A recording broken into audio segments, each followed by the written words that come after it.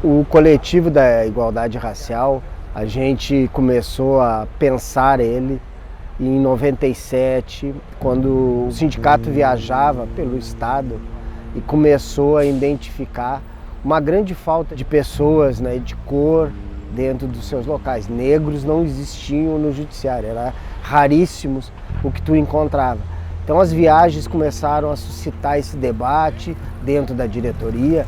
Eu vou pedir para vocês terem paciência comigo agora. Esse é um espaço ancestral.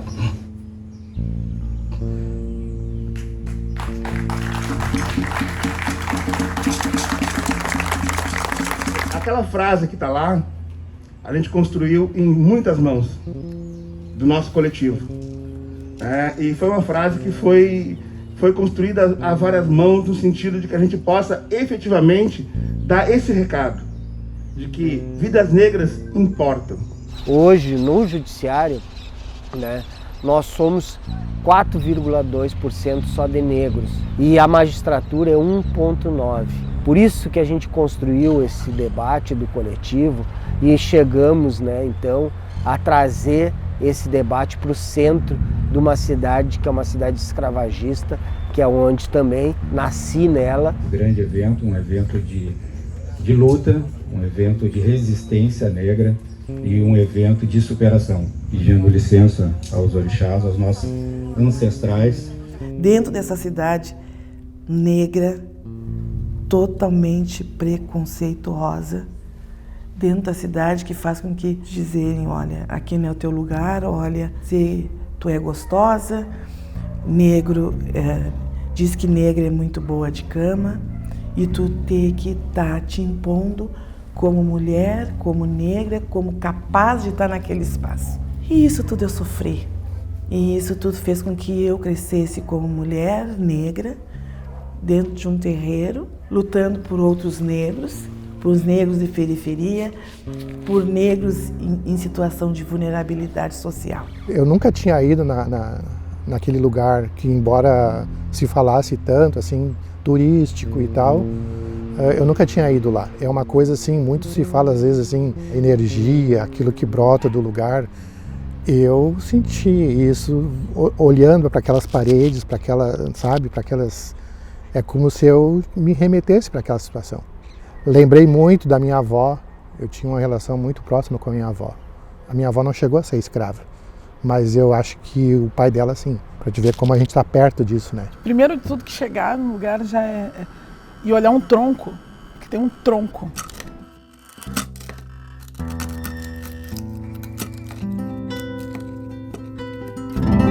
E tu saber de que forma aquele tronco é utilizado. Qual era a finalidade daquele espaço? Nós temos aqui, pessoal, cadê o Pelourinho? Nós temos aqui Monumento ao Martírio está ali. Produzindo um material que foi amplamente divulgado aqui há alguns dias em Pelotas, eu acabei narrando o caso do escravo Jerônimo, que com 16 anos foi assassinado por açoite. Então, essa situação do escravizado Jerônimo se deu nesse espaço, foi nesse Pelourinho. Apesar de nós estarmos nessa beleza da mãe natureza, mas ele ainda tem aquela coisa chocante, porque só em tu olhar para esse tronco, saber que aqueles antepassados nossos estavam aqui, eles morriam e jogavam no Arroio São Gonçalo.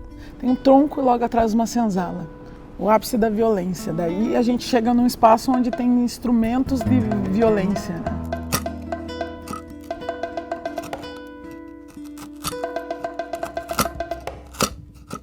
Onde muitos dos nossos perderam a vida, cara. É onde o nosso povo era violentado e desumanizado. E não tinha outra saída. Então, foi muito forte estar lá. Achei importante o debate, o evento ser naquele lugar, porque, inclusive, depois da gente ver tudo aquilo, foi possível falar com essa dor. Lembrem sempre desse momento. O que para alguns não produziu absolutamente nada, para mim gerou algo que eu ainda não consigo denominar. Mas foi devastador. Olhar para aquela bola e imaginar qual é a ideia daquele que é subversivo. Poderia ser eu. E certamente seria eu. Naquele momento lá do encontro na charqueada, tinha pessoas de outras religiões. Mas veio a conversar comigo pessoas de outras religiões, dizendo assim, que coisa linda que vocês conseguiram fazer uma integração com todo mundo.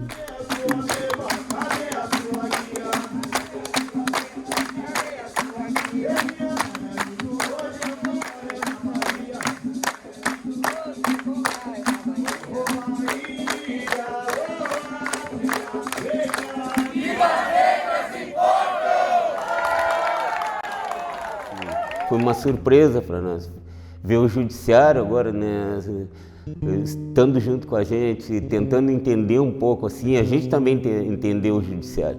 É uma troca, né? Porque o racismo é um problema do negro, o racismo é um problema da sociedade. Então, ver que se amplia isso e que as pessoas compreendem essa necessidade de fazer esse debate é compreender que a gente está avançando. E que bom que a gente está avançando. E o Sindjus é muito feliz quando exalta esse processo como prioritário para a construção dessa sociedade que a gente quer, porque isso é para todos nós, é para todos, todas e todos nós. Então, quando as pessoas dizem que é mimimi, não é mimimi, sabe? Para e observa. Agora, se tu seguir no teu mundinho, na tua vida, é claro, tu vai dizer e vai dizer com propriedade que é mimimi, porque tu não passa aquilo e não vê aquilo acontecer, porque a gente está sempre assim, ó.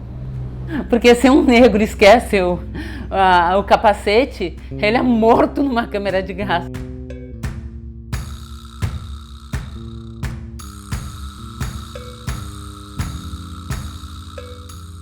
Todos os dias nós temos que estar debatendo a morte de cada irmão e cada irmã negra que vem acontecendo. Quando querem nos calar, através de Marielle. Quando querem nos calar, através do nosso companheiro João Alberto, do Carrefour, que foi violentado e chegou à morte lá.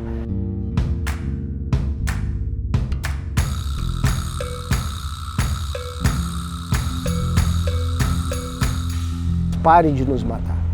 Isso aí, para nós, é muito forte, né? Saber que tem brancos todo dia pensando em matar um irmão negro e negra. Nós entendemos que o debate não é só dos negros. O debate é com os brancos, porque foram os brancos que nos oprimiram, que nos mataram.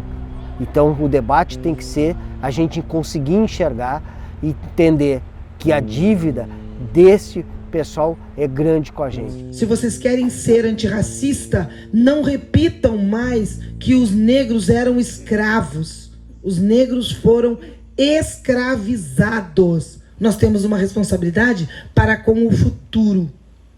Isso nós negros sabemos desde que chegamos neste continente. Senão Zumbi não teria sido Zumbi. Senão Dandara não teria sido Dandara, Luísa Marim não teria sido Marim, e Manuel Padeiro, que é o nosso Zumbi daqui, não teria sido o que foi. O Brasil é um país que apaga a história de um povo preto que construiu esse país, com sangue, muito sangue, com muita dor. A gente é fruto de violência. Nós morávamos num ranchinho assim de palha, de chão batido, e ali faltava o alimento. Meu pai saía para trabalhar, minha mãe ficava, nós somos 14 irmãos. Eu comia jacuba para ir para o colégio.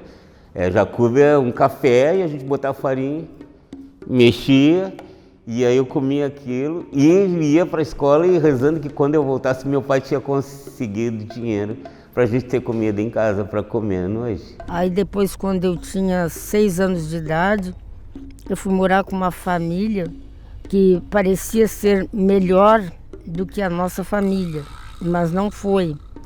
Prometeram para minha mãe que iam nos colocar na escola e não colocaram. Eu, desde pequenininha, já fazia eu atender a mesa, uma bandejinha, e eu ficava ali, aguardando até terminarem de almoçar, de fazer a refeição, e arrumava a casa. Que naquele período a gente só podia tirar, menores só podiam tirar carteira a partir dos 14.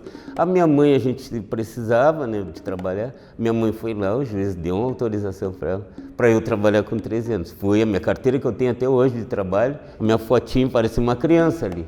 Com 13 anos eu tirei aquela carteira com autorização do juiz. Não podia, mas ele autorizou.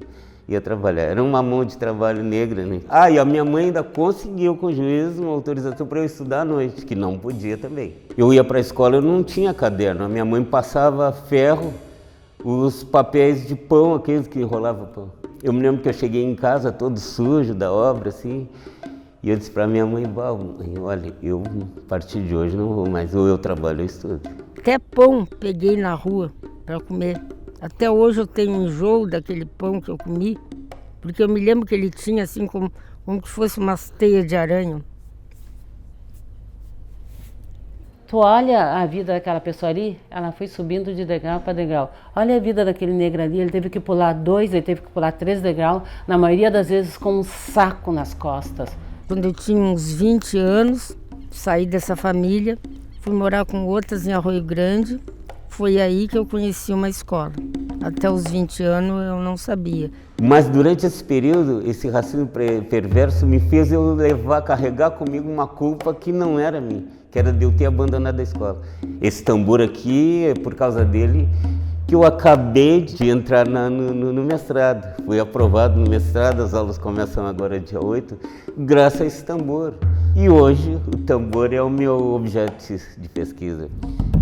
Grande tambor que vem lá do cativeiro, da senzala do terreiro.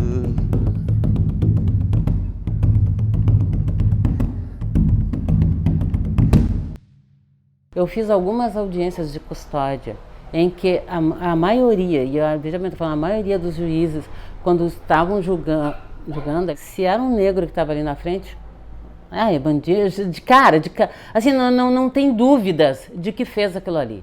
Não era dado o direito de dúvidas, na maioria das vezes. Se é um jovem, principalmente se é um jovem branco, de classe média alta, mas que bobagem, se perdeu, as más companhias, são os amigos. Eu não estou aqui julgando, nem criticando, sabe, um juiz que pensa assim. Por quê? Porque ele é um juiz branco. Seja homem, seja mulher, é um juiz branco. Ninguém é culpado até que se prove o contrário. Só que para o negro a lei funciona assim, ele é culpado até que prove que não é. A parte da lei que é para os negros. O Código Penal é para os negros e para os índios. O Código Civil é para a branquitude.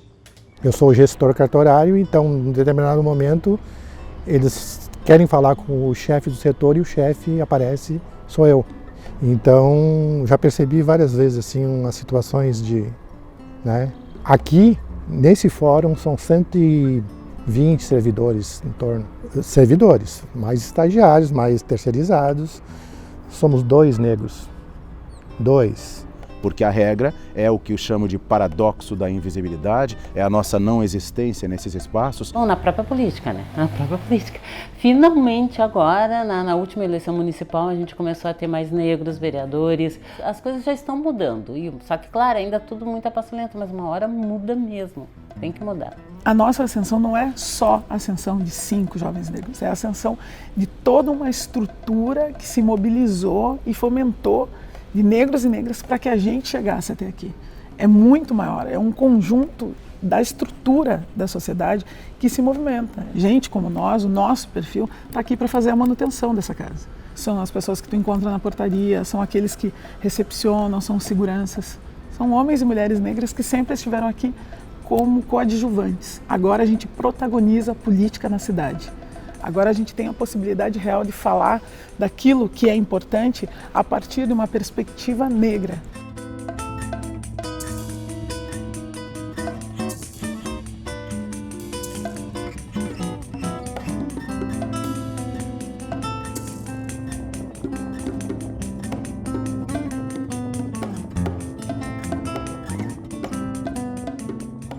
Nós não envergamos mais, na exata medida do que nos ensinaram os nossos ancestrais.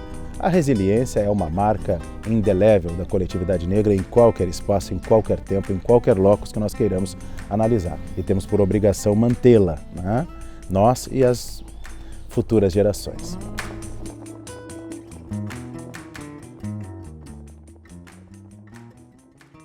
De manhã cedo, num lugar todo enfeitado, nós ficava amontoado pra esperar os compradores.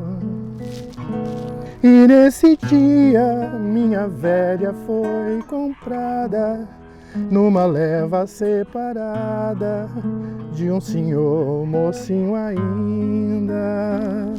No mesmo dia em que levaram minha preta, me botaram nas grietas que é pro mó de eu não fugir. E desde então, preto velho procurou. Ficou velho como eu tô, mas como é grande esse Brasil. E quando veio de Isabé as alforria, procurei mais 15 dias, mas a vista me faltou. Só peço agora que me leve Sá Isabel. Quero ver se tá no céu, minha velha, meu amor.